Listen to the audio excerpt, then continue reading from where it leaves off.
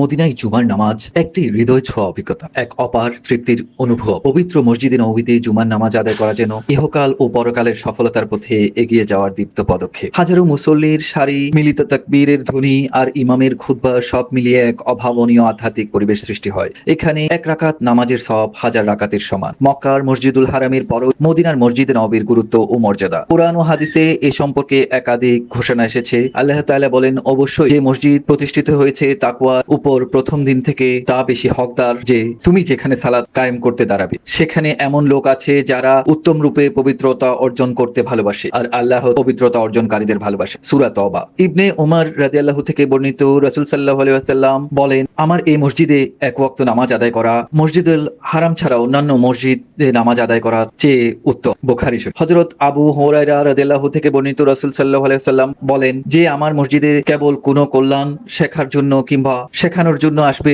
তার মর্যাদা আল্লাহর রাস্তায় জিহাদকারীর সমতুল্য। একটি হাদিসে এসেছে, রাসূল সাল্লাল্লাহু আলাইহি ওয়াসাল্লাম বলেন, কেউ যদি আমার মসজিদে 40 ওয়াক্ত নামাজ একাধারে আদায় করেন, এর মধ্যে কোনো নামাজ ছুটে না যায়, তাহলে তার জন্য লেখা হয় জাহান্নাম থেকে মুক্তি এবং পরিত্রাণ। সে মুসনাদে আহমদ। রাসূল সাল্লাল্লাহু আলাইহি ওয়াসাল্লাম যেখানে জুমার খুতবা দিতেন, যেখানে সাহাবীরা সমবেত হতেন, সেই জায়গায় নামাজ পড়ার অনুভূতি ভাষায় প্রকাশ করা কঠিন। মদিনার জুমা শুধু নামাজ নয়, এ যেন হৃদয়ের পবিত্রতা, আত্মার প্রশান্তি আর আল্লাহর রহমতের ঝর্ণা।